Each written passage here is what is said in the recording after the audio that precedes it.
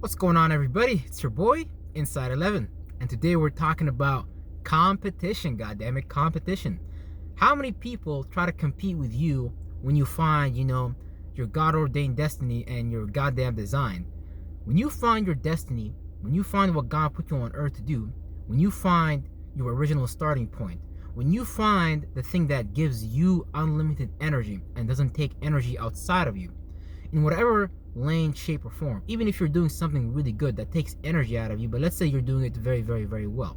Now, ideally, your purpose, your path, shouldn't take energy out of you. You should put energy back into you, meaning you should feel multiplied. You should be able to tenfold. You should be able to do what Jesus did and multiply the bread load, because you got so many, you don't even know what to do with it. So there's something that Source and God put inside of you that makes you powerful just by simply being yourself. And it's crazy to me because we do it unknowingly without even paying any attention to it, because it's so easy. You do it like it's like breathing in and out. You don't even have to think about it. You don't even have to consider it. You don't have to even worry about it. You can just you just gotta do it every day. And for me, that's just being peaceful and just being intuitive. But when you find your purpose, when you find the thing that loves you, and you don't necessarily need to love it, or let's just say you're in the arena of you have a hard skill and you're doing something that you're really, really good at, you might find yourself, having to compete with other people. Now, see, that's a lie right there, because you don't need to compete with anybody when you're being your authentic, original self, But people are going to see you being yourself, and people are going to want to do the same thing. People are going to want to get in the same lane. People are going to want to express themselves how you want to express yourself. And people need to understand that competition is not healthy, because what God has put inside of you can nobody compete with in the first place. So really, it's actually a very unhealthy habit for you to try to compete with other people.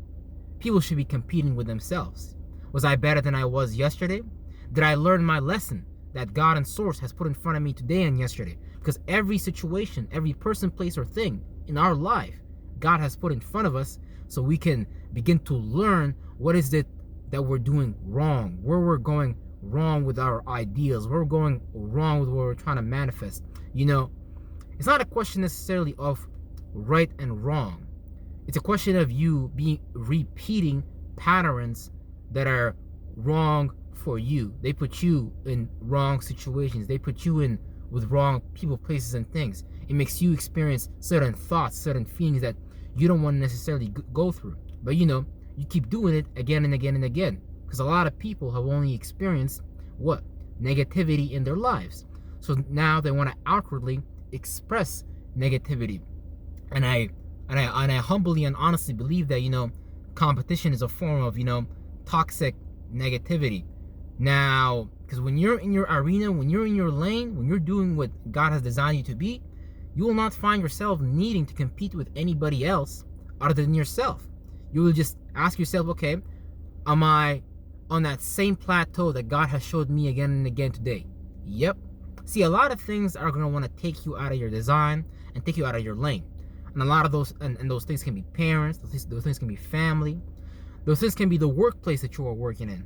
But you need to understand that if something is putting you in a competitive energy, if something is putting you in a space where you need to prove something, if something is putting you in the space where you need to abide by something, then you need to understand that you, my friend, you, my sis, you, my brother, may not be a free man and woman. You may not truly understand what it means to have spiritual freedom. Because when you know yourself, you will know everybody else. Because you will see these patterns repeating in your own life. See, right now, you're doing the same thing again and again and again. But it's just manifesting to a different place, person, or thing. See, when you're repeating the pattern, when you're let's say you don't like to study. You just don't like to look at information. And that's not a bad thing. School is not for everybody. And even the dominant culture in human resources, a lot of people are starting to realize that, hey, we don't need to hire people based on degrees and things like that. We can just give training on the job. So in the future, if you want a job, it's not going to be necessarily based on the degree that you got in Harvard and Yale. Because even the shadow government, the dominant culture, they're starting to see how people are starting to break the seal of blindness and the seal of lies within themselves. So a lot of people are going to get out of this spirit of competition, the spirit of having to try to prove something to somebody. Because you don't need to try to prove anything to somebody. You don't need to impress anybody. You don't need to be worried or stressed out about anybody. Because when you're being yourself, you have unlimited energy. You have unlimited resource. You have unlimited ability to expand and contract back and forth in the direction of the reality that you choose. Now, what do I mean? What do I mean by that? Because life is an in and out process, right? As I'm expressing this information, you have to internalize this information and see what you think about it. And then after internalizing this information, you're gonna think about it. This brother might be crazy. Yeah, this brother might be smart. I don't know. See, it depends on you. See, you gotta take the wisdom of others from the perspective of a grain of salt. You can't necessarily take the whole salt and swallow it.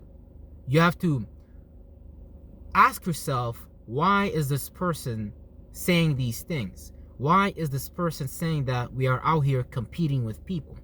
Have you guys ever been to a church or been to a mosque?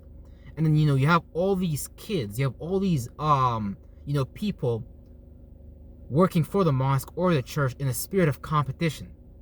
And all of them want to prove to the pastor, all of them want to prove to the imam, or whoever is your head guy. Everybody's trying to prove something to somebody else on top of them, not realizing that that person that you're trying to prove something to, that person that you're trying to compete with, that person is actually, depending on what position they're in, let's say you're actually doing your God-given destiny and your design. No one's going to be able to compete with you in that, because you're always going to have unlimited energy in that arena, because that's just something that you've always done, something that you've always been doing. So nobody knows the ins and outs of that better than you. But what happens when we accept someone else's system, someone else's destination, someone else's goal, someone else's dream, someone else's finalization of what heaven on earth means to be? Some people think heaven on earth means to go to church every Sunday. Some Muslims think going to the mosque 5 times a day and slapping their forehead on the motherfucking floor is what it means to go to heaven, is what it means to serve God. See, you're trying to prove to something to a non-important deity. You're trying to prove something to a non-important people. People who don't even love themselves. People who don't even like themselves. People who don't even like the wife they sleep next to. And those are the people that you're competing with, brother. Those are the people that you're competing with, sis. That's the problem. See, that's the problem. Even the other day, I almost got outside of my lane. I almost got outside of, my design for something else outside of me that appears to be really, really beautiful. Because, the devil, Lucifer, comes wearing silver garments, comes wearing the most beautiful things. You know what I'm saying? You might go out, you might walk in that church. Then the pastor, he might have a nice staff. You're like, oh yeah, the pastor got a nice staff. So that means he got an authority. But you need to understand that the staff is just a representation of a speculative item that you produce internally based on you valuing yourself. So therefore, you have the staff of Moses. You can take the motherfucking snake, the staff, and make it vibrate. You can make your body vibrate. You can make yourself elevate by releasing all the happy chemicals based on you accepting yourself. See, people are not going to want you to accept yourself. People are going to want you to accept them rather than yourself. Because here's what people are trying to do. People want you to accept them because they don't even accept themselves. And when you accept them, that's proof positive for them that, okay, yeah, that this false positive that I am being, yeah, other people want to be that too. So this means that I should keep doing this. People want to keep their facade going. People want to keep their masks going. People don't want to be original. People don't want to be authentic. And I understand that because I myself, when I was a child, I felt rejected. I felt neglected. I felt abandoned. Not from the perspective of not having nobody to take care of me, but from the mental perspective of not having, acceptance of my original expression. So when I was a child, I was told to shut up, to sit in the corner, not to say certain things, not to express myself in certain ways. Don't be passionate. Don't be mystical. Don't understand the hidden realm behind things. Just sit in the back, and that alone can mess your mind up. Because as a child, when a lot of our mothers and fathers are just generationally cursed. That's what we have to understand. A lot of our mothers and fathers were stuck in the same loop, and if you were born through them, most likely you was God put you in this position so you can start to realize what loop you have put yourself into. Because when you realize what loops you have put yourself into, you're going to be able to exit stage left that loop. See, there's a reason why it's a loop. There's a reason why we're in a loop called the conservatives and the liberals, and the Democrats and the Republicans. These are loops. These are polar shifts. The government is like, look that way, look this way. You want the people outside of you want to tell you only pay attention to me, pay attention to my design, and pay attention to my organization that I have created. But you need to understand that something far more, exceedingly more abundantly above anything you can wish or ask for on this earth has been placed inside of you since birth. And you don't need nobody's approval. You don't need nobody's cosign. You don't need nobody to stop you with some oil on your forehead. You don't need to, kill no animals on a Saturday or Sunday. Now, nothing wrong with that, as long as you understand the practices and what you're actually doing, and you're not just doing this for some, deity based on you thinking in your head that you need to respect something outside of you. Because look, you're practicing witchcraft on yourself. The moment you do that, you actually put yourself in another loop. You put yourself in another cycle. You put yourself through another hoop. See, we go to circuses and you watch circuits, those circus people jump through hoops. And you watch them do all types of tricks. And, they do it to get paid. They do it because they need the money. Now, they might love it, and that's great. But let's understand the speculative allegory from that objective reality. And that is, people are going to watch you, people are going to want you, people are going to want to see you jump through these hoops and loop systems. People are going to tell you at your workplace, hey, for you to get to the president position, you need to go through this position, that position, this position, that position, this position. And then you need to, if you're an artist, you might need, the producer might need to clap your booty.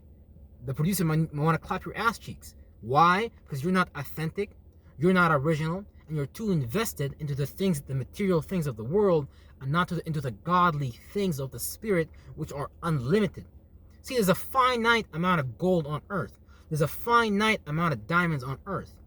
These things are finite. Now, I might want to say they're finite because, the earth, it does recycle, and, based on pressures and things like that, these things get created. So, I'm not going to say it's finite, but I'm trying to help you understand that you are unlimited, but you are only limited by the perception that you currently see of your current reality. See, your internal your whole body is a body of water. Last science tells us that the body is 70% goddamn water. And look at all these different feelings, look at all these different logic, look at all these different, things that you have inside of you. But you treat them like shit. You tell yourself, I ain't shit. I'm not a stud. I am ugly. And I feel insecure. So when you speak the word again and again and again, so frequently and so repeatedly, and you speak it with charge. Now, when I was a child, my father, he spoke to me frequently, and he spoke it intensely. He told me, yeah, nigga, you go sit down in the corner over there, and we don't want to hear shit from you. Because when you talk, you annoy us. So I have to understand that God has placed me in that situation to understand that, okay, there's something that I am overdoing.